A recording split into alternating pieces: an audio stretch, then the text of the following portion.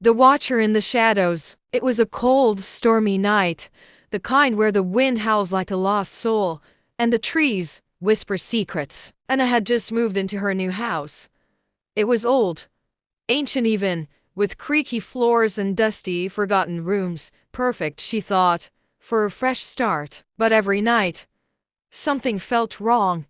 The air was heavy, like it was watching her. One evening, while lying in bed, she heard the scratching. Faint at first, like tiny claws dragging across the walls. Scratch! Scratch!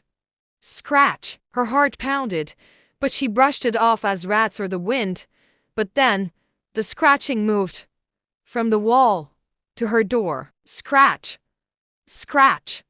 Scratch! Slowly, she pulled the covers to her chin. The air grew colder, her breath visible in the moonlight. She told herself it was nothing.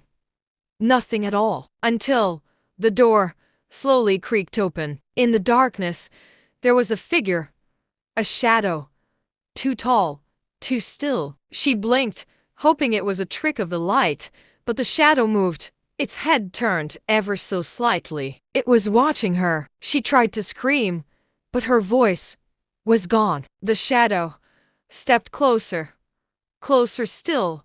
She felt the cold grip of terror freeze her in place. Its face was pale, gaunt, with hollow dark eyes, and a twisted grin that stretched too far, too unnatural. It whispered her name, softly, so close to her ear it felt like icy breath on her neck. Anna. Suddenly, the light flickered, and the shadow was gone. Breathing heavily, she bolted upright, her eyes darting around the room.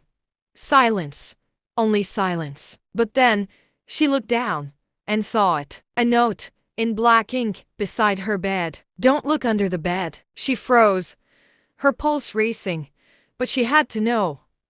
Slowly, she leaned over the edge of the bed. She lifted the covers inch by inch, and there, staring back at her, were two eyes, wide open and smiling. "I told you not to look."